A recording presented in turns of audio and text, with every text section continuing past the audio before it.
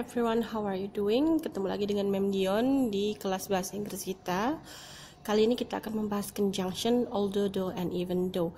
Apa sih itu? Oke, kita akan belajar tentang what is conjunction, use and type of conjunction, and how to use it in a sentence.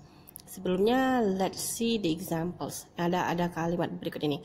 Although it rained a lot, Paul and Joanne enjoyed themselves. Oke, pasti kalian udah sering dengar kata although. Nah, sebenarnya apa sih although itu? Kalau misalnya kita terjemahkan ke dalam bahasa Indonesia, itu artinya meskipun. Nah, di sini kita akan membahas tentang conjunction, yaitu adalah kata hubung yang menghubungkan dua kalimat. Fokus kita adalah di conjunction although, though, and even though.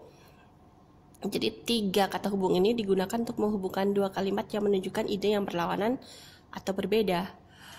Yang biasanya dikenal juga dengan contrastive conjunction. Jadi menghubungkan dua kalimat yang intinya itu berbeda dihubungkan menjadi satu kesatuan atau menjadi satu makna yang utuh. Contohnya nih, kondisinya, situationnya, last year Paul and Joanne had a holiday by the sea. It rained a lot, but they enjoyed themselves. Kalau kita mau pakai although untuk pakai kata sambung, kita bisa bilang seperti ini. Although it rained a lot, Paul and Joanne enjoyed themselves. Lihat yang kata-kata yang berwarna merah. Rain a lot and enjoy themselves itu adalah dua kata yang berbeda idenya, intinya. Nah, digabungkan dengan although sehingga menjadi satu makna, satu kesatuan. Meskipun hujan, Paul and Joanne menikmati liburan mereka.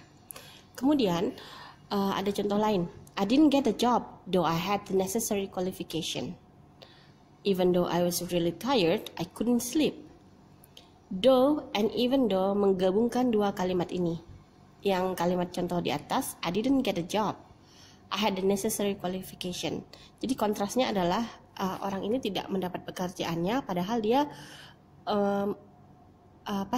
persyaratan yang diperlukan itu sudah sesuai. Nah, kemudian even though I was really tired, I couldn't sleep. Meskipun dia sangat mengantuk, dia tidak bisa tidur. Kita gabungkan pakai though dan even though artinya meskipun. Sekarang kita bahas nih, apa sih although, though, sama even though itu? Biasanya setelah although itu kita menuliskan subject plus verb. Coba kalian lihat tadi contohnya. Although it rained a lot, it rained. It adalah subjek, rained itu adalah verb kedua. Jika although dituliskan di awal kalimat, maka kita harus menambahkan koma untuk membandingkan kedua kalimat tersebut. Nanti kita bisa lihat di contoh berikutnya ya.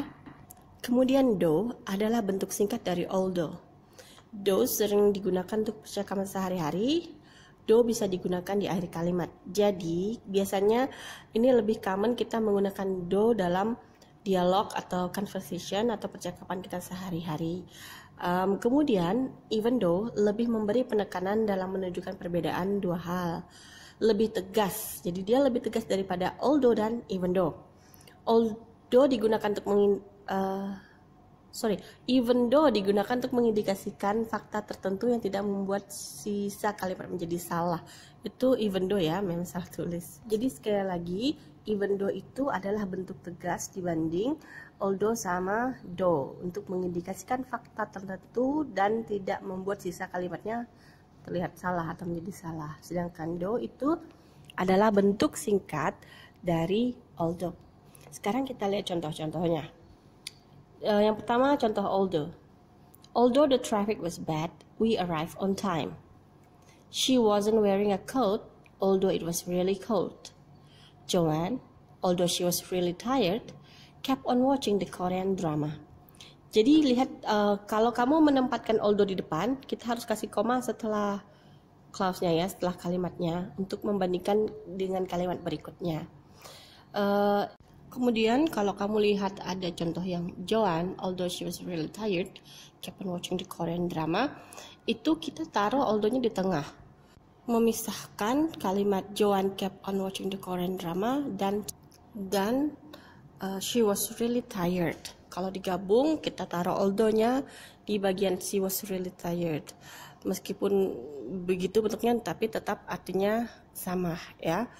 So it doesn't change anything. Oke. Sekarang kita lihat examples of though. Though she is younger than me, she's a very independent girl. I don't like the house. I like the garden though. The shoes are expensive. It's nice though. Kalian pasti sering dengar ini nih, kalau misalnya kalian nonton film American film atau British film, itu sering dengar kata though di belakangnya. Nah, sekarang kalian tahu though itu artinya although, bentuk singkat dari although, yang mengartikan itu adalah meskipun. Kontras, misalnya nih, I don't like the house, aku nggak suka rumahnya. I like the garden, tapi aku suka tamannya. Kalian bisa tambahkan though di belakang diberi koma. I don't like the house, I like the garden though. Kalau misalnya di bahasa Indonesia ini tuh I don't like, aku nggak suka rumahnya, tapi aku suka tamannya. Nah, sekarang contoh even though. Even though she is homeschooled, she has a lot of friends. Even though he's a multimillionaire, he drives a second-hand car. Even though it's quiet here, I can't concentrate. Ingat tadi, even though itu adalah bentuk tegas dari although dan though. Jadi untuk menekankan fakta yang berbeda, tapi tidak membuat yang satunya seperti salah.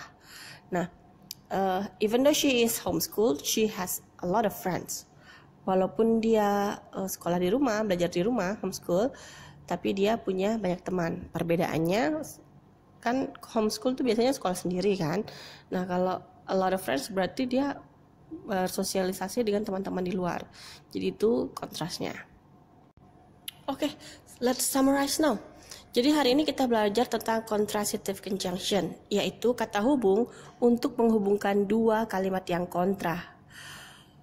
Yang kita pakai conjunctionnya adalah although, though, dan even though. Perbedaannya, though adalah bentuk singkat dari although dan dipakai dalam percakapan sehari-hari, sedangkan even though adalah bentuk lebih tegas dari although dan though. Semua kata ini berarti meskipun dalam bahasa Indonesia. Okay, I think that's it for today. Thank you for your participation, and don't forget wash your hand, wear your mask, social distancing, and stay home dan stay safe. Gak perlu keluar kalau tidak perlu banget. See you and have a great day.